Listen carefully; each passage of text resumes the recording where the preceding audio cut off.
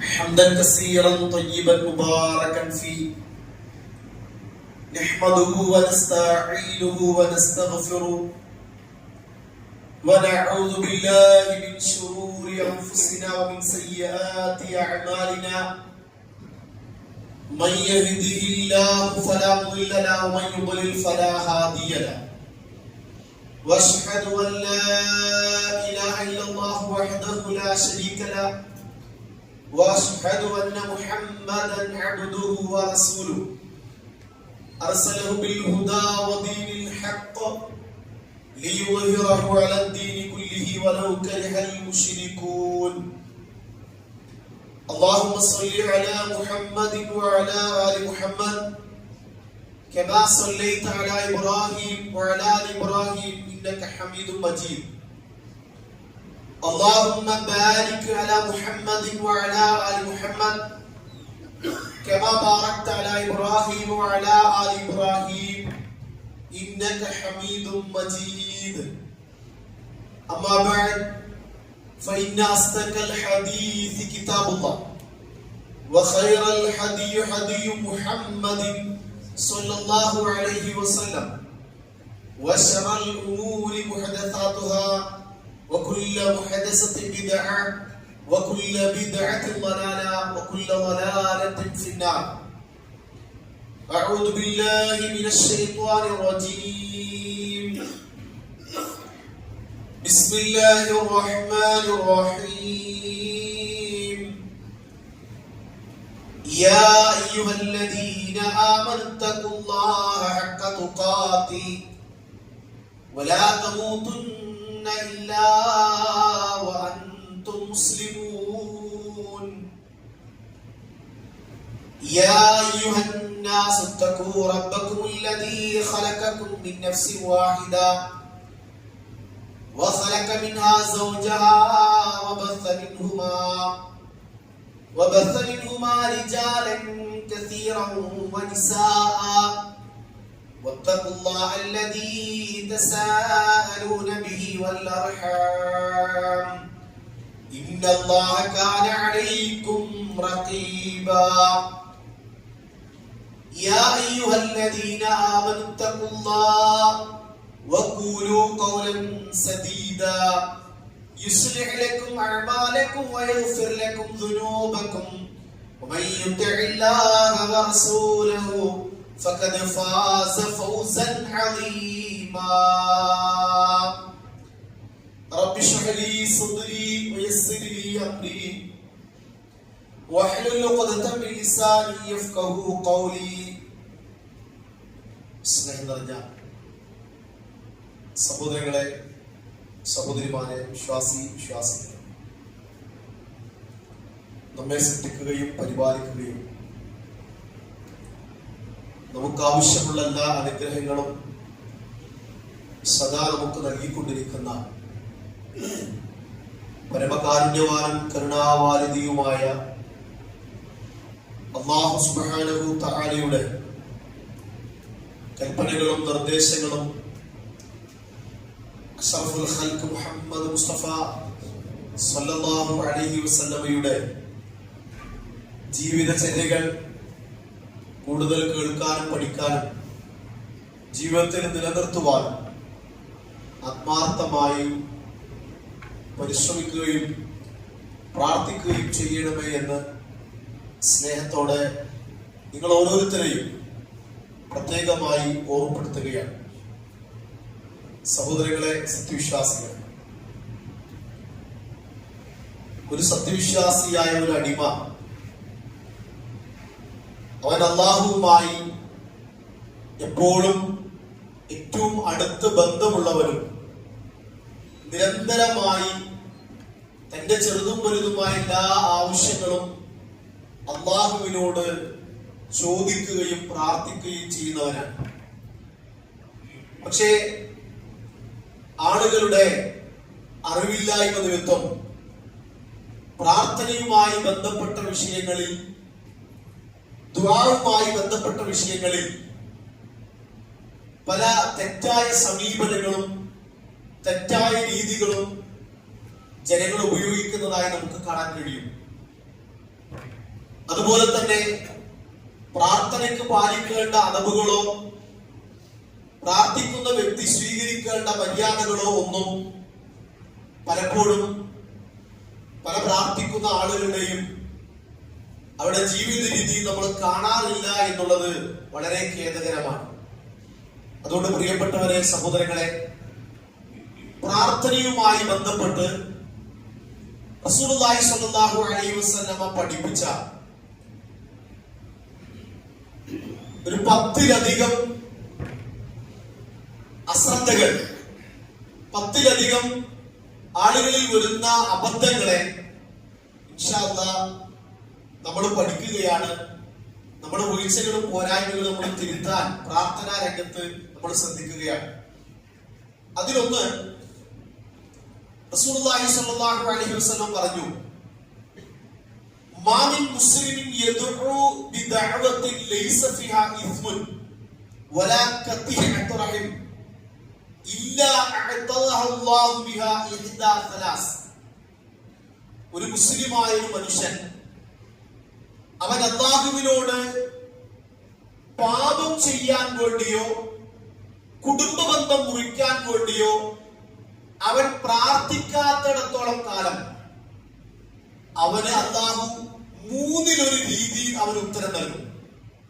അപ്പൊ ഇതില് 2 കാര്യത്തിന് പ്രാർത്ഥിക്കാൻ പാടില്ല, ആ പ്രാർത്ഥന അത് സ്വീകരിക്കില്ല എന്നാണ് ഈ ഹദീസിന്റെ തുടക്കത്തിൽ പറയുന്നത്. അതിലൊന്ന്, ഒരു തെറ്റ് ചെയ്യാൻ വേണ്ടി അല്ലാഹുവോട് പ്രാർത്ഥിക്കുക, ഒരു തിന്മ ചെയ്യാൻ വേണ്ടി അല്ലാഹുവോട് ദുആ ചെയ്യാൻ. പ്രാർത്ഥനകളിൽ അല്ലാഹുവേ, ഹറാമുകളിൽ നിന്ന്, പാപങ്ങളിൽ നിന്ന്, തെറ്റുകളിൽ നിന്ന് എന്നെ അകറ്റണമേ എന്നാണ്. അല്ലാഹുമ്മ ജന്നിബ്നൽ ഫവാഹിഷ മാ ദഹറ മിൻഹാ മാ ബതന. ഹറാമായ കാര്യങ്ങൾ, കുറ്റകരമായ കാര്യങ്ങൾ, തെറ്റുകളിൽ നിന്ന് അകറ്റണമേ എന്നാണ് നമ്മൾ പ്രാർത്ഥിക്കേണ്ടത്. ഒരാൾ പറയാം, പഠിച്ചോണ്ട് ഞാൻ ഒരാൾക്ക് കണ്ട് കൊടുക്കണമെന്ന് കുറെ കാലമായി വിചാരിക്കും, കയ്യിൽ കിട്ടുന്നില്ല, അയാളൊന്ന് കാണിച്ചു തരുന്നേ. ഞാൻ ഉദാഹരണം പറഞ്ഞ മനസ്സിലാക്കാൻ വേണ്ടിട്ട്. കുറെ കാലമായി ഒരു ഹറാമ് ചെയ്യുന്നതിന് ഒരു പൂതി, ഒരു അവസരം കിട്ടിയിട്ടില്ല. അപ്പൊ അങ്ങനെ ആളുകൾ ചോദിക്കുമോ ഇല്ലയോ എന്നാണ്. പക്ഷെ റസൂൽ സല്ലല്ലാഹു അലൈഹി വസല്ലം പറഞ്ഞൊരു പദം, പാപത്തിനു വേണ്ടി, പാപം ചെയ്യാൻ വേണ്ടി ഒരാൾ ദുആ ചെയ്താൽ ആ ദുആ അത് സ്വീകരിക്കില്ല, അത് ചെയ്യാനും പാടില്ല. രണ്ടാമത് ഹദീസിൽ പറഞ്ഞത് ഖതിഅത്തു റഹിം, കുടുംബ ബന്ധം മുറിക്കാൻ വേണ്ടി എന്ത് ചെയ്യാൻ, ദുആ ചെയ്യാൻ. ഇപ്പൊ കുടുംബത്തിലെല്ലാം ചെറിയ ചെറിയ പ്രശ്നങ്ങൾ ഉണ്ടാകും. മാതാപിതാക്കളും മക്കളും തമ്മിൽ, സഹോദരങ്ങൾ തമ്മിൽ, അതല്ലെങ്കിൽ ഭാര്യ ഭർത്താക്കൾ, ഇതെല്ലാം എല്ലാ കുടുംബങ്ങളിലും ചെറിയ ചെറിയ പോരായ്മകളും വീഴ്ചകളും ഉണ്ടാകും. അത് പരസ്പരം കുടുംബക്കാരിൽ നിന്ന് അല്ലെങ്കിൽ വേണ്ടപ്പെട്ട ആളുകളിൽ നിന്ന് പരിഹരിക്കുക എന്നുള്ളതാണ്. നേരെ മറിച്ച് ആ ബന്ധം മുറിഞ്ഞു പോകാൻ പ്രാർത്ഥിക്കുമ്പോ, ഈ മകനെ കൊണ്ടൊരു ശല്യം അപ്പൊ അതിനൊന്ന് ഒഴിവാക്കി തന്നിരുന്നെങ്കിൽ, അവര് ഞാനും തമ്മിലൊരു ബന്ധമില്ലാതിരുന്നുവെങ്കിൽ എന്ന് ദുആ ചെയ്യരുത്.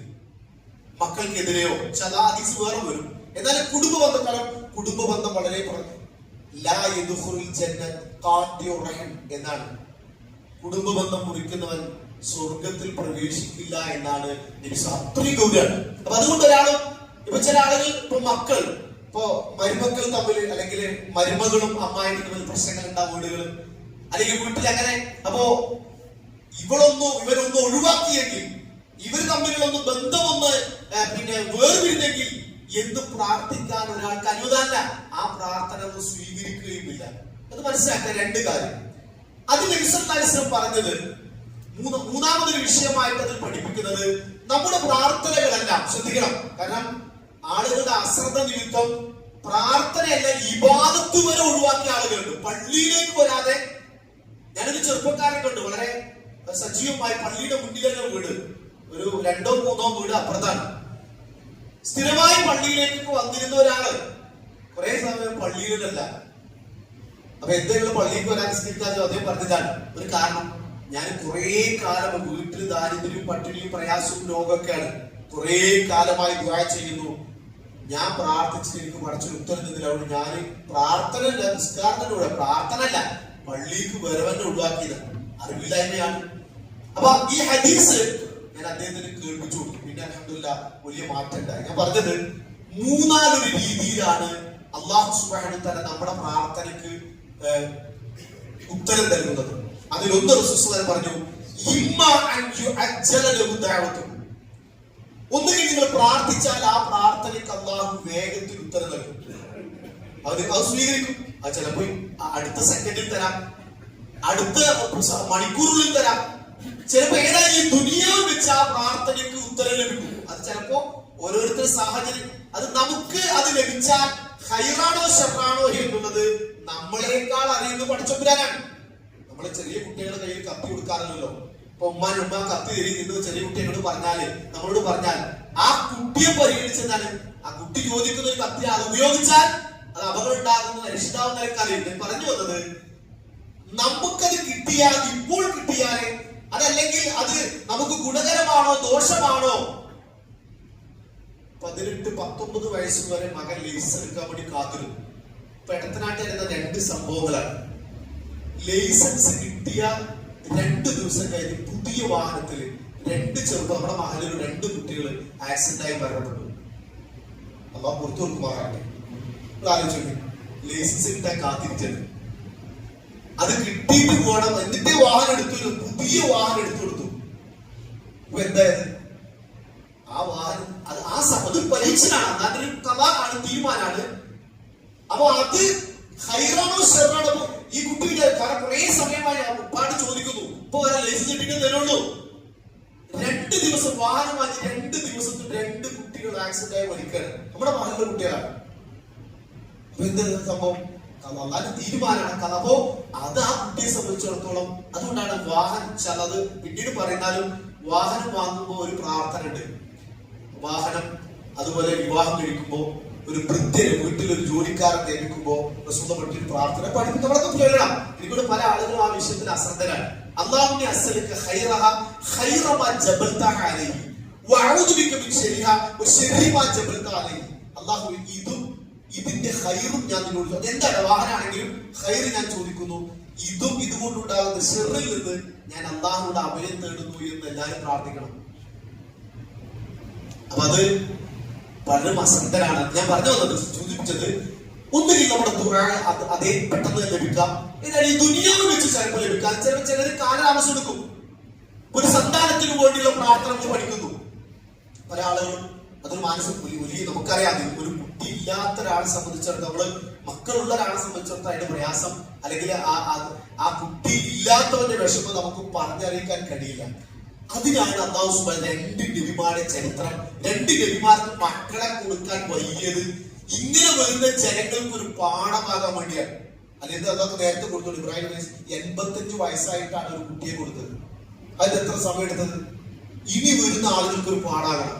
സക്കരിയ നബി അലൈഹി ഇസ്ലാം എന്തേ യഹ്യാ നബി അലൈഹി ഇസ്ലാം ആദ്യം കൊടുത്തില്ല. മക്കളെ കുറെ മുടി നരച്ച് തിളങ്ങുന്നതായും തൊലിയെല്ലാം ചുക്കിച്ചുളുങ്ങിയതായും എല്ലുകൾ ബലഹീനമായി ഇങ്ങനെ പറയാം. ഒരാളുടെ പ്രായത്തെ കുറിച്ച് ഇങ്ങനെ അള്ളാഹ് അത് പഠിക്കും. അത്രയും ദുർബലനായി. എന്നിട്ടാണ് ഈ യഹ്യാ എന്ന കുട്ടിയെ അള്ളാഹ് നൽകുന്നത്. അതെന്തിനാ ഖുർആൻ ഇത്ര വൈകിപ്പിച്ച പ്രവാചകൻ? എന്തിനാ? അത് ഇനി വരുന്ന ജനങ്ങൾക്ക് ഒരു പാടാണ്. അപ്പൊ ഈ ഹദീസ് കേൾക്കുമ്പോ ചിലപ്പോ ഖുർആൻ ആയതുണ്ട്, ചിലപ്പോ അള്ളാഹു അദ്ദേഹത്തിന് മക്കളെ നൽകിയില്ല എന്ന് വരും. പക്ഷെ നമ്മുടെ ആവശ്യപ്പെട്ട അതായിരിക്കാം ഒരു പക്ഷേ. ഇപ്പൊ തൃശ്ശൂരിൽ ഇപ്പോൾ നടന്ന സംഭവം, വല്യപ്പാനും വല്യമ്മാനും പേരക്കുട്ടിയാണ് കഴുത്തെടുത്ത് കൊന്നത്. ലഹരിക്കടിമയായ ഒരു ചെറുപ്പക്കാരൻ. പലരും പറഞ്ഞു ആ കുട്ടികള് എത്രയും വേഗം നടന്ന് ഒഴിവാക്കാൻ, കാരണം നിങ്ങൾ ഉപദ്രവിക്കും.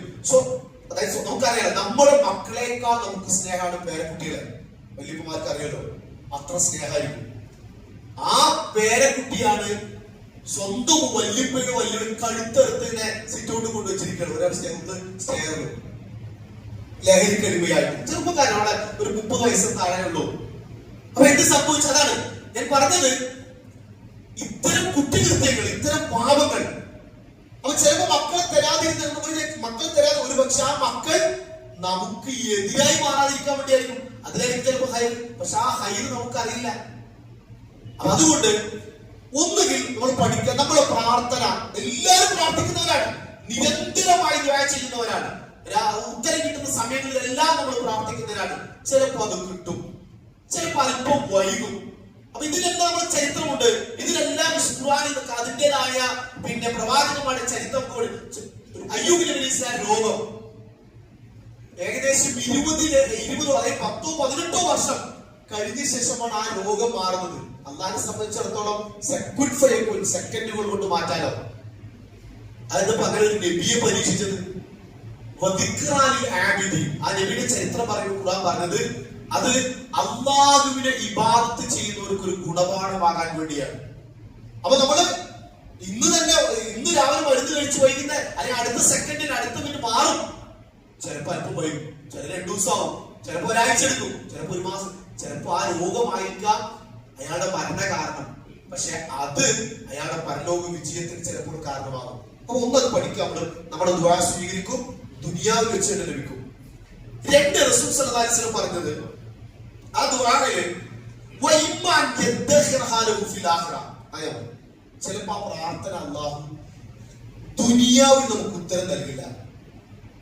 അപ്പൊ നിങ്ങള് കുറെ വർഷങ്ങളായി പ്രാർത്ഥിക്കുന്നു, അപ്പൊ എനിക്കത് കിട്ടിയില്ല എന്ന് പറഞ്ഞ് പ്രാർത്ഥന ഒഴിവാക്കരുത്. ആ പ്രാർത്ഥിച്ചതിന്റെ മഹത്തായ പ്രതിഫലം ഈ ദുനിയാവ് നശ്വരമാണ്.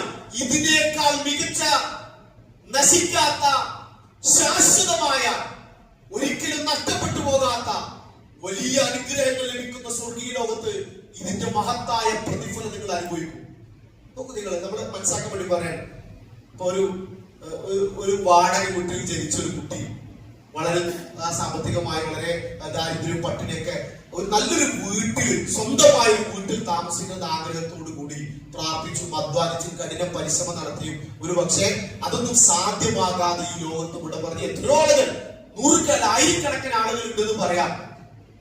അപ്പൊ അവിടെ പ്രാർത്ഥനയ്ക്ക് അതുകൊണ്ടാണ് അല്ലാഹു തീരുമാനം സ്വർഗത്തില് സമ്പന്നർ, സുഖസൗകര്യമായ ആരോഗ്യവും സൗകര്യങ്ങളും എല്ലാം ഉള്ള ആളുകൾ കിടക്കുന്ന 500 വർഷങ്ങൾക്ക് മുമ്പ് ഫക്കീറും മിസ്കീനും സ്വർഗത്തിലേക്ക് പോകും. നിസാരല്ല, 500 വർഷങ്ങൾക്ക് മുമ്പ്. ഇപ്പൊ നമ്മളിരിക്കുമ്പോ വാഹനത്തിൽ വന്നവർ, അത്യാവശ്യം സാമ്പത്തികമായ കഴിവുള്ള ആളുകൾ, തൊട്ടടുത്ത് ദാരിദ്ര്യവും പട്ടിണിയും വാടകയും രോഗവും പ്രയാസങ്ങളുമായി ഒന്ന് ആരെങ്കിലും സഹായിച്ചെങ്കിലും മനസ്സുകൊണ്ട് ആഗ്രഹിച്ചൊക്കെ ഇങ്ങനെ നമ്മുടെ കൂടെ ഒക്കെ ഇരിക്കുന്ന ആളുകളുണ്ട്. നമ്മുടെ സെഫിൽ ഇങ്ങനെ നമ്മൾ തൊട്ടടുത്തിരിക്കുമ്പോ ആരെങ്കിലും എനിക്കൊന്ന് സഹായിച്ച് ചോദിക്കാൻ ഹയാവ് കാരണം ഒന്ന് സഹായിച്ചിരുന്നെങ്കിൽ എന്തൊക്കെ പറഞ്ഞ് പ്രാർത്ഥിച്ചു പ്രയാസപ്പെട്ടൊക്കെ. സത്യത്തിൽ നമ്മൾ മനസ്സിലാക്കേണ്ടതല്ലോ, നമ്മളെക്കാൾ എത്രയോ വർഷങ്ങൾക്ക് മുമ്പ് സ്വർഗത്തിൽ പോകുന്ന ഒരു നല്ല മനുഷ്യന്റെ അടുത്താണ് നമ്മൾ ഇരിക്കുന്നത്. അതുകൊണ്ട് റസൂൽ സല്ലല്ലാഹു അലൈഹി വസല്ലമയുടെ പ്രാർത്ഥന പോലും എന്താ അറിയോ? അല്ലാഹുമ്മ അഹീനി മിസ്കീനൻ വഅബ്ദിനി മിസ്കീനൻ വഹ്ശുർനി ഫീ സുമറത്തുൽ മസാകീൻ. അല്ലാഹുവിന്റെ മിസ്കീനായി, കാരണം മിസ്കീനാണ് ഒന്നാമത് പോവുക. അതുകൊണ്ട് റസൂൽ ഒന്നാമത് പോയത്. ദാരിദ്ര്യം നമ്മൾ ദാരിദ്ര്യത്തിന് വേണ്ടി പ്രാർത്ഥിക്കരുത്. പ്രാർത്ഥിച്ചാൽ ദാരിദ്ര്യം ഉണ്ടാവും. നമ്മൾ ഇസ്സത്തിന് വേണ്ടി പ്രാർത്ഥിക്കണം, പക്ഷെ അത് പരലോക വിജയത്തിന് വേണ്ടി മാറ്റണം. സൗകര്യം ഉണ്ടാക്കുമ്പോ സൗകര്യവും ആരോഗ്യവും സമ്പത്തും നമുക്ക് വേണ്ട ചുറ്റുപാടുകളെല്ലാം വർദ്ധിക്കുമ്പോ അള്ളാഹുവിന് ശുക്ർ ചെയ്യാനും അള്ളാഹുവിന് ഇബാദത്ത് ചെയ്യാനും ഉള്ള സൗകര്യങ്ങൾ വർദ്ധിക്കണം. നിങ്ങളായത് വീട്ടിൽ വല്യപ്പന്മാരുണ്ടാവും, പഴയ എവരുടെയും ടോർച്ചും ആ 2 പ്ലഗുള്ള കുത്തിയിട്ടൊക്കെ വരുന്ന ടോർച്ചില് രാത്രി ദൂരെ നിന്ന് ആ ഇരുട്ടത്തൊക്കെ നടന്നു വന്ന വല്യപ്പാടെ മക്കള് 2 നില വീടായി, സൗകര്യങ്ങളായി, 2-3 വാഹനമായി. ഒന്നെ ഒരാൾക്ക് 2-3 വാഹന സൗകര്യങ്ങളുണ്ട്. എന്നിട്ട് അവർ വല്യപ്പ സുബീക്ക് വന്നിരുന്നു ആ ഇരുട്ടത്ത്, ആ മറ്റേ ടോർച്ച് പിടിച്ചിട്ട്, ചാർജ് ചെയ്ത ടോർച്ച് പിടിച്ച്, ബാറ്ററിന്റെ ടോർച്ച് പിടിച്ച് വല്യപ്പ വന്ന ആ മക്കളുടെ പേരക്കുട്ടികള് ഇന്ന് 3-4 വാഹനം ഉണ്ടായിട്ട് സുബീക്ക് പള്ളിക്കില്ല. എസിന്റെ തണുപ്പ് കാരണം ബാങ്ക് പോലും കേൾക്കുന്നില്ല, ഫാനിന്റെ കറക്കം കാരണം ബാങ്ക് കൊടുത്ത് അറിയുന്നില്ല. സൗകര്യം കൂടിയപ്പോ അവർ വിവാദം നമ്മൾ ആലോചിക്കാൻ വേണ്ടിയാ നമ്മുടെ വീട്ടിലത്തെ അവസ്ഥയെ പറയുന്നത്. ഇത് മാറണമെന്നാ പറഞ്ഞത്. ഇത് മാറിയാലേ നമുക്ക് കിട്ടുന്ന പരലോകത്തെ നേട്ടങ്ങൾ നേടിയെടുക്കാൻ ദുനിയാവിൽ അല്ലാതെ സഹായവും റഹ്മത്തും നമുക്ക് കിട്ടാൻ നമുക്ക് കഴിയുള്ളൂ. അപ്പൊ അതുകൊണ്ട് സഹോദരങ്ങളെ, രണ്ടാമത് അള്ളാഹു ഒരു പക്ഷെ നമ്മൾ പ്രാർത്ഥിച്ചാലും ചോദിച്ചാൽ നമ്മൾ പ്രാർത്ഥിക്കാം, പക്ഷെ ആ പ്രാർത്ഥന നിർത്തരുത്, അവസാനിപ്പിക്കരുത്, ദുആ ചെയ്തുകൊണ്ടേയിരിക്കുക. ആ ദുആ നോക്കൂ നിങ്ങൾ, യൂസുഫ് നബി അലൈഹി ഇസ്ലാം, യാക്കൂബ് നബി അലൈഹി ഇസ്ലാമിനെ യൂസുഫ് നബി അലൈഹി ഇസ്ലാം വളരെ ചെറുപ്പത്തിൽ നഷ്ടപ്പെട്ടു. ഇതുപോലെ തന്നെ ബിന്യാമീനെ നഷ്ടപ്പെട്ടു. മക്കളോടും പറയുന്നില്ല, റഹ്മത്തില്ല. അള്ളാഹുവിന്റെ കാരണത്തെ കുറിച്ച് മക്കളെ നിരാശരാകരുത്. ദുആ ചെയ്യുക, പ്രാർത്ഥിക്കുക, അന്വേഷിക്കുക. കിട്ടിയില്ലേ? ആ ഖുർആൻ ആ അധ്യായം അവസാനിക്കുമ്പോ അത്രയും പ്രായമായ മനുഷ്യൻ അന്ന് തിരിച്ചു കൊടുത്തു. അതാണ് അള്ളാഹുവിന്റെ കാരുണ്യത്തിലുള്ള റഹ്മത്തിലുള്ള ദുനിയാവ് പ്രതീക്ഷിക്കുക, പ്രാർത്ഥിക്കുക. ഒരു പക്ഷെ തന്നില്ലെങ്കിൽ അത് പരലോകത്ത് നമുക്ക് ലഭിക്കും. അതാണ് നമ്മുടെ വിശ്വാസത്തിന്റെ ഏറ്റവും വലിയ വിജയം. പരലോകാണ്. ഇവിടെ അല്ല, ഇതിനേക്കാൾ മികച്ചത് പരലോകത്ത് എനിക്ക് ലഭിക്കാൻ അതിനുവേണ്ടിയായിരിക്കും അള്ളാഹു ഒരുക്കി വെച്ചിട്ടുള്ളത് എന്നാണ് അള്ളാഹു പറഞ്ഞത്. ആണ് പരലോകത്തിന് വേണ്ടി നമ്മൾ പ്രതീക്ഷിക്കുക. ഒരിക്കലും നിരാശനാകരുത്. പ്രാർത്ഥനയ്ക്ക് ഉത്തരം കിട്ടിയില്ല, എന്റെ രോഗം മാറിയില്ല, എനിക്കൊരു സന്താനം നൽകിയില്ല, എനിക്കൊരു വീട് തന്നില്ല, എന്റെ ദാരിദ്ര്യം പോയില്ല എന്ന് പറഞ്ഞ സഹോദരങ്ങളെ, നിങ്ങൾ അള്ളാഹുവിനെ കുറിച്ച് തെറ്റായ ചിന്തകൾ മനസ്സിൽ കൊണ്ട് നടക്കരുത്. 3 റസൂൽ പറഞ്ഞത്, ചിലപ്പോ നമ്മൾ ദുആ ചെയ്യുന്നത് നൽകില്ല, നമ്മൾ ചോദിച്ചത് നൽകില്ല. നമുക്ക് ബാധിക്കുന്ന ഒരു വിപത്ത് ശ്രദ്ധിക്കുക, നമുക്ക് ബാധിക്കാവുന്ന ഒരു ഷെറ്, ഒരു ഉപദ്രവം അള്ളാഹു മാറ്റി തന്നേക്കാം. നമ്മൾ ചോദിച്ചു തന്നായിരുന്നു. നമ്മുടെ ജീവിതത്തിലെല്ലാം അത് നമ്മൾ അനുഭവിച്ചിട്ടുണ്ടാവും. നമ്മൾ പറയും, ഓ ഞാൻ ആ വണ്ടിയുടെ മുമ്പ് തട്ടിക്ക ഒന്ന് ജസ്റ്റ് ഒന്ന് എന്തോ അള്ളാഹുവിന്റെ തൗഫീഖ് കൊണ്ട് ഞാൻ രക്ഷപ്പെട്ടു, അല്ലെങ്കിൽ അത് ഇടിച്ചേനെ എന്നൊക്കെ നമ്മൾ പറയുന്ന പല അനുഭവങ്ങൾ നമുക്കുണ്ട്. സഹോദരങ്ങളെ, നമ്മൾ അപ്പോൾ മനസ്സിലാക്കേണ്ടത്, നമ്മൾ പ്രാർത്ഥിച്ച ഏതോ പ്രാർത്ഥനയ്ക്ക് അത് ഉത്തരം നൽകിയിരിക്കുകയാണ്. ഞാൻ വീട്ടിൽ വഴുക്കി തലയടിച്ച് വീഴേണ്ടിയിരുന്നു, പക്ഷെ ഞാനന്ന് ആ ഒരു പൈപ്പിൽ പിടിച്ചപ്പോ, അല്ലെങ്കിൽ ആ ചുമരിൽ പിടിച്ചപ്പോ, അല്ലെങ്കിൽ വാതിൽ പിടിച്ചപ്പോ അച്ഛനെ അള്ളാഹുവിന്റെ തൗഫീഖ് കൊണ്ടിരിക്കുക വലിയൊരു അപകടം അല്ലാതെ രക്ഷപ്പെട്ടു. അപ്പൊ നമ്മുടെ മൈൻഡിൽ വരുന്ന ചിന്ത എന്തായാലും, നമ്മൾ പ്രാർത്ഥിച്ച ഏതോ പ്രാർത്ഥനയ്ക്ക് പകരം അള്ളാഹു ഉത്തരം നൽകിയിരിക്കുകയാണ്.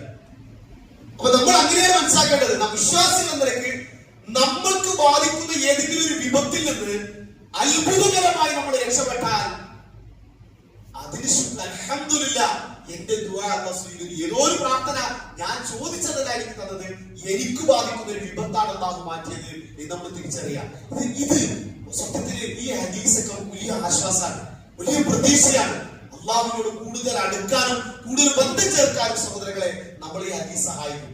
അപ്പൊ ഈ ആളുകൾക്ക് ഇതിനെ കുറിച്ച് അറിവില്ലായ്മയാണ് അവർ നിരാശരാകുന്നതും, അവർക്ക് പ്രതീക്ഷയില്ലാത്തതും, പ്രാർത്ഥന ഒഴിവാക്കുന്നതും, അവര് നമസ്കാര ഇബാദത്തുകളിൽ തന്നെ അകന്നു നിൽക്കാനുള്ള കാരണം ഇത്തരം അറിവില്ലായ്മയാണ്. മറ്റൊന്ന്, ഞാൻ നേരത്തെ പറഞ്ഞതുപോലെ നബി സല്ലല്ലാഹു അലൈഹി വസല്ലം ആവർത്തിച്ചു പറഞ്ഞു, നിങ്ങൾ ഇസ്തിഅജാൽ ഒഴിവാക്കണം, ധൃതി. അദ്ദേഹത്തെ പറഞ്ഞു, ധൃതി നിങ്ങൾ ഒഴിവാക്കണം. അപ്പൊ സ്വഹാബികൾ ചോദിക്കുന്നുണ്ട്, അല്ലാഹുവിന്റെ റസൂലേ, എന്താണ് ഈ ധൃതി എന്ന് പറഞ്ഞാൽ? അപ്പൊ റസൂൽ പറഞ്ഞു, ഫലം അറാ യസ്തജീബു ലി. ഞാൻ കുറേ പ്രാർത്ഥിച്ചു, ശരിക്കും ഇതിന്റെ ഉത്തരം കിട്ടുന്നില്ല. അതിനെല്ലാം മറുപടിയാണ് ഞാൻ നേരത്തെ പറഞ്ഞ ഹദീസ്. അങ്ങനെ പറയരുത്, അങ്ങനെ ചില ആളുകൾ പറയും. അതുകൊണ്ട് നിങ്ങൾ അങ്ങനെ ധൃതി കൂട്ടരുത്. എന്നിട്ട് നിരാശനായി കുറെ പ്രാർത്ഥന സ്വീകരിച്ചില്ലാതെ ആ പ്രാർത്ഥന ഒഴിവാക്കും, ഇബാദത്തിൽ ഒഴിവാക്കും. അങ്ങനെ ചെയ്യരുത് എന്ന് നബി സല്ലല്ലാഹു അലൈഹി വസല്ലം സ്വഹാബത്തിനെ പഠിപ്പിക്കുകയാണ്. മറ്റൊരു സഹോദരങ്ങളെ, പ്രാർത്ഥന നമ്മൾ ശ്രദ്ധിക്കേണ്ടത് വളരെ ഗൗരവമായിട്ട്. നമ്മള് ഈ ഖുതുബ ക്ലാസ്സുകളൊക്കെ എന്തിനാണ് ഇത്രയും ഹദീസുകളും അല്ലെങ്കിൽ ഇതിൽ ഗൗരവമായിട്ട് ഒരു പക്ഷേ നമ്മൾ ആവർത്തിച്ച് കേട്ടതാണെങ്കിൽ പോലും ഇടയ്ക്ക് ഓർമ്മപ്പെടുത്താറോ, അത് നമ്മളൊരു മാറ്റം ഉണ്ടാകാനും, നമ്മള് വരുന്നു, കേൾക്കുന്നു, അതൊരു ചടങ്ങ് എന്നതുപോലെ ഒരു മാറ്റമല്ല. അതിൽ കിട്ടിയ ഇൽമ് ആ ഖുതുബ കഴിഞ്ഞ് ഇങ്ങനെ പോകുമ്പോൾ ഒരു മാറ്റവും സ്വാധീനമില്ലെങ്കിൽ ആ ഇൽമു കൊണ്ടൊരു ഉപകാരം നമുക്ക്. അതുകൊണ്ടാണ് സുബഹി കഴിഞ്ഞാൽ പ്രാർത്ഥിക്കാൻ വേണ്ടി ബാക്കിയൊക്കെ പിന്നെയാണ്, അമല് സ്വീകരിക്കേണ്ടതൊക്കെ പിന്നെയാണ്. ഒന്നാമത് പ്രവാചകൻ ചോദിച്ച ഇൽമൻ നാഫിഅ, ഉപകാരപ്പെടുന്ന ഇൽമാകണേ എന്നാണ്. കാരണം ഇൽമ് ജീവിതത്തിൽ ഉപകാരപ്പെട്ടില്ലെങ്കിൽ അതൊരു അറിവായി ഇവിടെ നിൽക്കുന്നല്ലാതെ ജീവിതത്തിൽ ഒരു സ്വാധീനം ഉണ്ടാവില്ല. ഞാൻ പറയാൻ പോകുന്ന കാര്യം ശ്രദ്ധിക്കുക. റസൂൽ സല്ലല്ലാഹു അലൈഹി വസല്ലം പറഞ്ഞു,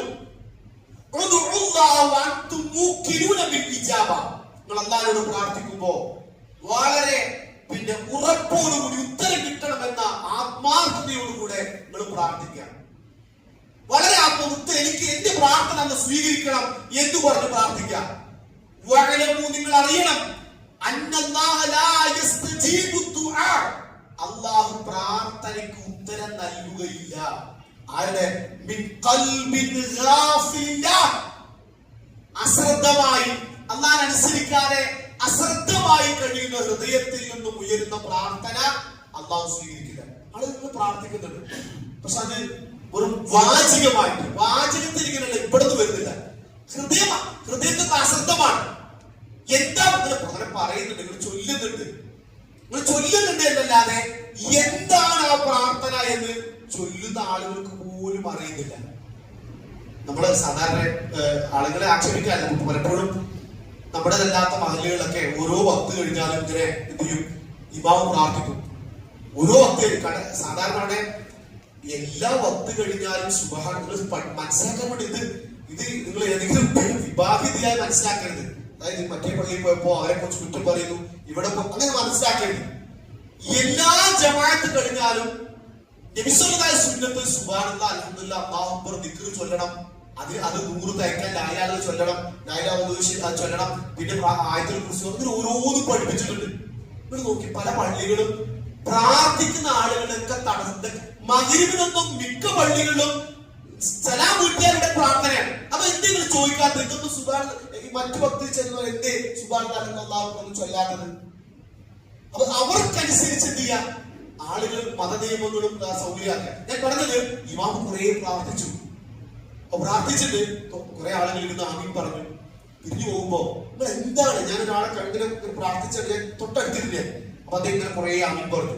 അപ്പൊ അദ്ദേഹം എഴുന്നേറ്റ് പോകുന്ന സമയത്ത് ഞാൻ വിളിച്ചു, ഒന്ന് ഒരു വിട്ട് അപ്പൊ നിങ്ങൾ എന്താണ് അന്താലും നിങ്ങൾ എന്താ പ്രാർത്ഥിച്ചു ചോദിച്ചു. അപ്പൊ കുറെ ആമീൻ പറഞ്ഞല്ലോ, ഓക്കെ എന്ത് ദുആണ് അതൊക്കെ ഉസ്താദ് പറഞ്ഞതിന്റെ ബാക്കി ഞാൻ അതിന്റെ കാര്യം ഉസ്താദ് പറഞ്ഞതാണ്. എന്താ പറഞ്ഞത് പോലും അയാൾക്ക് അറിയുന്നില്ല. എന്ന് വെച്ചാൽ ഒന്നും പ്രാർത്ഥിക്കാതെയാണ് ഉപരിട്ട് പോകുന്നത്. പണ്ട് നമ്മള് വളരെ ചെറുപ്പത്ത് പള്ളികളൊക്കെ വലിയ പള്ളികള് ഇങ്ങനെ അവസാനം അലി എന്ന് പറയുമ്പോ ഒരു ആമീൻ പറയും, പിന്നെ ബാക്കി വർത്താനാണ്. പിന്നെ അത് കഴിഞ്ഞാൽ ഈ ഒരു അവസ്ഥയാണ് ആളുകൾ അശ്രദ്ധരാണ്. സഹോദരങ്ങളെ, നമ്മള് നമസ്കരിക്കുന്ന നമ്മൾ എന്റെ ഖുർആന്റെ രണ്ടാമത്തെ ഒരു ഘട്ടത്തില് മദ്യനിരോധനവുമായി ബന്ധപ്പെട്ട രണ്ടാമത് അറിയ ഒരു ആയത്ത് എന്താണ്? മദ്യനിരോധനം നമ്മൾ പഠിക്കേണ്ടതാണ്. യാ അയ്യുഹല്ലദീന ആമനൂ ലാ തഖറബുസ് സ്വലാ അൻതും സുക്കാറ ഹത്താ തഅലമു മാ തഖൂലൂൻ. രണ്ടാമത്തെ മദ്യനിരോധനത്തിന്റെ രണ്ടാം ഘട്ടത്തിൽ അലി റളിയല്ലാഹു അൻഹു ഇമാമായി നമസ്കരിച്ച, അതായത് ഒരു സംഭവത്തിൽ അവരുടെ നമസ്കാരത്തിൽ അശ്രദ്ധ ബാധിച്ചു, ലഹരി ബാധിച്ച് നിസ്കരിച്ചുകൊണ്ട് അന്ന് മദ്യം നിഷിദ്ധമാക്കുന്നില്ല. അപ്പോൾ സുഹൃത്ത് ഇസ്രായേൽ അവതരിച്ച ആയത്താണ് യാ അയ്യുഹല്ലദീന ആമനൂ, വിശ്വസിച്ചവരെ ലാ തഖറബുസ് സ്വലാ, നിസ്കരിക്കാൻ അടുക്കരുത്, നിസ്കാരത്തിലേക്ക് പോകരുത്. അൻതും സുക്കാറ, ലഹരി ബാധിച്ച് നിസ്കരിക്കരുത്, ലഹരി ബാധിച്ചിട്ട് നിസ്കരിക്കരുത്. എന്തേലും കാരണം പറഞ്ഞ് നിങ്ങൾ പറയുന്നത് എന്താണ് എന്ന് നിങ്ങൾക്ക് അറിയില്ല. ഇത് വെള്ളടിക്കാണ്ടൊക്കെ അറിയില്ല. ഇത് അപ്പൊ നിസ്കരിച്ചാണോ ചോദിക്കുന്നത്? ഇപ്പോൾ എന്താ ചോദിച്ചാൽ എന്നെ 10-40 വർഷം എപ്പോഴെങ്കിലും ഒന്ന് പഠിക്കാനും എപ്പോഴെങ്കിലും ഇതൊന്ന് ഞാനത് റുക്കൂവിൽ ചൊല്ലുന്ന പ്രാർത്ഥന അർത്ഥം എന്ത്, സുജൂദിൽ ചൊല്ലുന്ന സുജൂദുകൾക്കിടയിൽ 7 ദുആ ഉണ്ട്. 7 ദുആ നിങ്ങളൊന്ന് മനസ്സിലൊന്ന് അർത്ഥം വെച്ചാൽ മതി.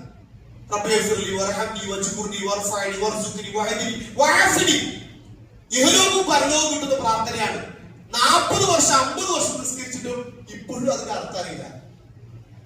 അത് എവിടേക്ക് എത്തുക? അതാണ് ഈ ഖൽബിന് ഗാഫിലില്ലാതെ അശ്രദ്ധമായ മനസ്സുമായി പ്രാർത്ഥിച്ചാൽ എന്തേക്കും ഉത്തരം തരാത്ത ചോദ്യത്തിന് മറുപടി നിങ്ങളുടെ ദുആ ഒരു വാചികമാണ്, ഹൃദയത്തിൽ നിന്നെല്ലാം വരുന്നത്. ഹൃദയം അശ്രദ്ധമാണ്. അപ്പൊ അതുകൊണ്ട് സഹോദരങ്ങളെ, ഞാൻ പറഞ്ഞു വന്നത് ചുരുക്കതാണ്. നമ്മൾ ചെറിയൊരു മാറ്റം, നമ്മൾ സ്വയം ഒരു മാറ്റം വെച്ചാൽ നമ്മൾ ചില ഇബാദത്തുകൾ അതിന് ഇൽമു നേടാൻ നിങ്ങൾക്ക് ഹയാവ് വേണ്ട. ഖുതുബയിൽ ചില കാര്യങ്ങൾ, ഗൗരവപ്പെട്ട ചില കാര്യങ്ങൾ, അതിന്റെ ഒരു മൊത്തത്തിൽ ഒരു ആശയം പറഞ്ഞ് അവസാനിപ്പിക്കും. ഖുർആൻ ക്ലാസുകളുണ്ട്, അത് പഠിക്കാനുള്ള ഉസ്താദുമാര് പള്ളികളുണ്ട്, അറിയാത്ത ചോദിക്കാനുള്ള സംവിധാനങ്ങളുണ്ട്. നിങ്ങൾക്ക് വാട്സപ്പിലോ പേഴ്സണലായിട്ടോ നിങ്ങൾക്ക് അറിയുന്ന പണ്ഡിതനോട് ചോദിച്ചു പഠിക്കാനുള്ള എല്ലാ അവസരങ്ങളുണ്ട്. അവസരം ഉപയോഗപ്പെടുത്താറുള്ളത്. നിങ്ങൾ ഭാര്യമാരോട് ചോദിക്കും, മക്കളോട് ചോദിക്കും. നമസ്കാരത്തെ കുറിച്ച്, ദിക്റിനെ കുറിച്ച്, ദുആനെ കുറിച്ച്, അതിന്റെ അർത്ഥത്തെ കുറിച്ച് പലർക്കും അറിയില്ല. ഇനി റസൂൽ പറഞ്ഞ ഒരു കാലഘട്ടം വരും ലായിലായം എന്താണെന്ന് ചോദിച്ചാല് നമ്മൾ ഋതുവാണ് നിർത്തി കഴിഞ്ഞിട്ട് ഒരു സൈഡിൽ നിന്ന് എന്റെ അശ്വതു അല്ലാ അർത്ഥം ചോദിച്ചാല് അറിയാത്ത ആളുണ്ട് എന്ന് ഞാൻ പറഞ്ഞാല് അതൊരു കുറ്റമൊന്നല്ല, ഹക്കാണ് ഞാൻ പറഞ്ഞു. അശ്ഹദു അല്ലാ, അതായത് ഷഹാദത്തിന്റെ ഒരാൾ മുസ്ലിം ആകുന്നതിന് ഒന്നാമത്തെ വാചകം അശ്ഹദു അല്ലാ ഇലാഹ ഇല്ലല്ലാഹ് എന്നതിന്റെ അർത്ഥം അറിയാത്ത ആളുകൾ ഉണ്ടാകുമെന്ന് പറഞ്ഞാൽ അനുഭവം കൊണ്ടാ ഞാൻ പറഞ്ഞു. എന്നാലും ആളുകൾ പഠിക്കില്ല. അപ്പൊ ഞാൻ പറഞ്ഞതാണ്, നമ്മൾ ചെറിയൊരു മാറ്റം നമ്മൾ വിചാരിച്ച മാറാൻ കഴിയും. അത് ഞാൻ മാറൂല തീരുമാനിച്ചാൽ, ഞാൻ എന്നും ഇരിക്കുന്ന ഇവിടെ തന്നെ ഇരിക്കുള്ളൂ തീരുമാനിച്ചാൽ അതങ്ങനെയാണ്. സ്വയം മാറ്റത്തിന് സന്നദ്ധരാകാത്തവരെ അള്ളാഹു മാറ്റുമെന്ന് വിചാരിക്കണ്ട. അല്ല ആരെ മാറ്റാനും എനിക്ക് മാറണം, നന്നാകണം, കുറച്ചുകൂടി പഠിക്കണം, മനസ്സിലാക്കണം, കുറച്ചുകൂടി ദീനീയ രംഗത്ത് ഒരു പ്രോഗ്രസ് ഉണ്ടാകണം, നാളെ പരലോകത്ത് അല്ലാഹുവിന്റെ അടുക്കല് വലിയ പ്രതിഫലം കിട്ടും, നന്മകൾ ചെയ്ത് നമുക്ക് സ്വയം തോന്നാത്തിടത്തോളം കാലം അല്ലാഹുവിന്റെ വലിയ തൗഫീഖ് നമുക്ക് ഉണ്ടായില്ല. അതുകൊണ്ട് അതിനുവേണ്ടി പരിശ്രമിക്കുക, പോരായ്മകൾ നികത്താൻ വേണ്ടി അല്ലാഹുവിനോട് ദുആ ചെയ്യുക, വിട്ടുവീഴ്ച ചെയ്യാൻ പ്രാർത്ഥിക്കുക. അല്ലാഹു സുബ്ഹാനഹു നമ്മുടെ പോരായ്മകളും വീഴ്ചകളും പുറത്തു മാപ്പ് നൽകി അനുഗ്രഹിക്കുമാറാകട്ടെ.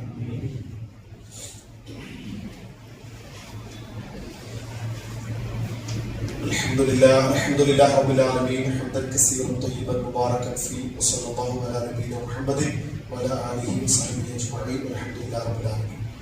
സ്നേഹം നിറഞ്ഞ സഹോദരങ്ങളെ, വിശ്വാസികൾ, നമ്മെ ശ്രദ്ധിക്കുകയും പരിപാലിക്കുകയും നമുക്ക് ആവശ്യമുള്ള എല്ലാ അനുഗ്രഹങ്ങളും സദാ നൽകിക്കൊണ്ടിരിക്കുന്ന റഹ്മാൻ റഹീമിനായ പടച്ചതമ്പുരാന്റെ കൽപ്പനകളും നിർദ്ദേശങ്ങളും അഷ്റഫുൽ ഖൽഖ് മുഹമ്മദ് മുസ്തഫ സ്വല്ലല്ലാഹു അലൈഹി വസല്ലമയുടെ ജീവിതചര്യകൾ കൂടുതൽ കേൾക്കാനും പഠിക്കാനും പകർത്താനും നമ്മൾ ആത്മാർത്ഥമായി ശ്രദ്ധിക്കണമെന്ന് ഒരിക്കൽ കൂടി ഓർമ്മപ്പെടുത്തുകയാണ്. പ്രിയപ്പെട്ടവരെ, സഹോദരങ്ങളെ, മരണാനന്തര ജീവിതത്തിന് വേണ്ടി നമുക്ക് ഈ ലഭിച്ച ഈ ചെറിയ ജീവിതം, ചെറിയ ആയുസ്, അത് ഓരോ സെക്കൻഡുകളും അല്ലെങ്കിൽ ഓരോ മിനിറ്റുകളും നമ്മൾ മരണത്തോട് അടുത്തുകൊണ്ടിരിക്കുകയാണ് എന്ന ബോധ്യവും മരണശേഷം നമുക്ക് ലഭിക്കാനുള്ള നമുക്ക് വേണ്ടിയുള്ള ചോദ്യങ്ങളും ആ ചോദ്യങ്ങൾക്കുള്ള മറുപടിയും ആ മറുപടി ആശ്വാസകരമായ മറുപടി കേട്ടുകൊണ്ട് സ്വർഗത്തിന്റെ സന്തോഷ വാർത്ത അറിയിച്ചുകൊണ്ട് മരണാനന്തര ജീവിതത്തിൽ കഴിയാനുമുള്ള ഭാഗ്യത്തിനു വേണ്ടി നമ്മൾ ഇവിടെ നിന്ന് പ്രവർത്തിക്കണം, അധ്വാനിക്കണം. അതിന് നമ്മളെ മാറ്റത്തിന് അറിവാണ് ജീവിതത്തിൽ വലിയ മാറ്റങ്ങൾ ഉണ്ടാക്കുന്നത്. ഇൻഷാ അല്ലാഹ് നമ്മൾ എല്ലാ മാസവും സംഘടിപ്പിക്കുന്ന പ്രതിമാസ വൈജ്ഞാനിക സദസ്സ് ഈ വരുന്ന ബുധനാഴ്ച 11-ാം തീയതി പള്ളിയും നമ്മളും എന്നൊരു വിഷയത്തെ സംബന്ധിച്ച് അബ്ദുൽ ഹക്കീം മൗലവി ആ വിഷയം അദ്ദേഹം സംസാരിക്കും. അതുകൊണ്ട് അതിനു ശേഷം 11-ാം തീയതി ബുധനാഴ്ച നമ്മള് കുടുംബസമേതം നമ്മള് പള്ളിയിലെത്തുകയും അത്തരം ക്ലാസ്സുകൾ ശ്രമിക്കുകയും പഠിക്കുകയും മനസ്സിലാക്കുകയും ചെയ്യുക. ഒരുപാട് ജീവിതത്തിൽ മാറ്റങ്ങൾ ഉണ്ടാക്കാൻ കാരണമാകും. മറ്റൊന്ന്, നമ്മളെല്ലാ മാസവും ഇവിടെ ഒരുപാട് ആളുകൾക്ക് നമ്മുടെ പരിസരത്ത് പള്ളിയുമായി ബന്ധപ്പെട്ട അതുപോലെ തന്നെ ജാതി മത ഭേദമന്യുള്ള ആളുകൾക്കുള്ള ചില സാമ്പത്തിക സഹായങ്ങൾ, ഭക്ഷണ കിറ്റുകൾ വിതരണം ചെയ്യുന്നത് നിങ്ങൾക്കറിയാം. പലരും അതിന് സാമ്പത്തികമായി സഹായിക്കുന്നവരാണ്. അവർക്കെല്ലാം അർഹമായ പ്രതിഫലം നൽകുമാറാകട്ടെ. അപ്പൊ നമ്മളുടെ കൂട്ടായ പരിശ്രമവും നമ്മുടെ കൂട്ടായ പല തുള്ളി പെരുവെള്ളം എന്ന് പറഞ്ഞപ്പോൾ നമ്മൾ കൊടുക്കുന്ന ഒരു 5 രൂപ, ഒരു 10 രൂപ, ഒരു 100 രൂപ, അത് ഒരുപാട് വീടുകളുടെ ആശ്വാസമാണ്. അവിടെ പ്രാർത്ഥനകൾ ഉണ്ടാവും നമുക്ക് നമ്മുടെ കൂടെ. അവരുടെ മനസ്സറിഞ്ഞുള്ള തേട്ടങ്ങൾ ഇൻഷാ അല്ലാഹ് അത് നൽകുന്നവർക്കുണ്ടാകും. നമ്മൾ അതിനു വേണ്ടി ഒന്ന് ചില ആളുകൾ ഒരുമിച്ച് കൂടുന്നു. അപ്പൊ അത് അവരിങ്ങനെ അതിനുവേണ്ടി കളക്ട് ചെയ്യും, ബക്കറ്റ് ബില്ലും ഉണ്ടാവും. ഇൻഷാ അല്ലാഹ് പ്രാർത്ഥിച്ച് ആ കൊടുക്കുന്ന സമ്പത്ത് അത് ചെറുതോ ഒരാളുടെ കഴിവ് എങ്ങനെയാണ് അതിനനുസരിച്ച് അവർ കൊടുക്കുക. അതിന്റെ 10 മടങ്ങ് അല്ലെങ്കിൽ അതിനേക്കാൾ ഇരട്ടി നൽകുന്ന റഹ്മാനായ നാഥൻ ഉംഫിക്കാലെ കൊടുത്തോളി, ഞാൻ നിങ്ങൾക്ക് തരാന്ന് അല്ലാഹുവിന്റെ വാഗ്ദാനാണ്. അപ്പൊ അതുകൊണ്ട് ആ മനസ്സറിഞ്ഞ് പ്രാർത്ഥിച്ച് നൽകുക. അല്ലാഹു സുബ്ഹാനഹു തആല നമ്മുടെ കർമ്മങ്ങളെല്ലാം അല്ലാഹു സ്വീകരിക്കുമാറാകട്ടെ. നമ്മുടെ പോരായ്മകൾ അല്ലാഹു വിട്ടുവീഴ്ചയും മാപ്പ് നൽകുകയും അനുഗ്രഹിക്കുകയും ചെയ്യുമാറാകട്ടെ. രോഗം കൊണ്ട് പ്രയാസപ്പെടുന്ന ഒരുപാട് സഹോദരി സഹോദരങ്ങളുണ്ട്. അല്ലാഹു പൂർണ്ണമായ ആരോഗ്യവും ആശ്വാസവും ആഫിയത്തും നൽകി അനുഗ്രഹിക്കുമാറാകട്ടെ. നമ്മളിന്ന് വേർവിട്ടു പോയ നമ്മുടെ മാതാപിതാക്കൾ, കുടുംബാംഗങ്ങൾ, സുഹൃത്തുക്കൾ, മക്കൾ, അല്ലാഹു അവർക്ക് അവിടെ ഖബർ ജീവിതം വിളിച്ചു വിശാലതയും നൽകി അനുഗ്രഹിക്കുമാറാകട്ടെ. അവരെയും നമ്മെ ജന്നാത്തുൽ ഫിർദൗസ് അല്ലാഹു ഒരുമിച്ച് അനുഗ്രഹിക്കുമാറാകട്ടെ. اللهم اغفر للمؤمنين والمؤمنات والمسلمين والمسلمات الاحياء منهم والاموات انك مجيب الدعوة يا قاضي الحاجات. ربنا آتنا في الدنيا حسنة وفي الآخرة حسنة وقنا عذاب النار. ربنا هب لنا من ازواجنا وذرياتنا قرة اعين واجعلنا للمتقين اماما. اللهم اجرنا من النار، اللهم اجرنا من النار، اللهم اجرنا من النار. اللهم انا نسألك الفردوس الاعلى من الجنة. اللهم انا نسألك الفردوس الاعلى من الجنة. اللهم انا نسألك الفردوس الاعلى من الجنة. ربنا تقبل دعاء انك انت السميع العليم وتب علينا انك انت التواب الرحيم. وصلى الله على نبينا محمد وعلى اله وصحبه اجمعين والحمد لله رب العالمين. اقم الصلاة.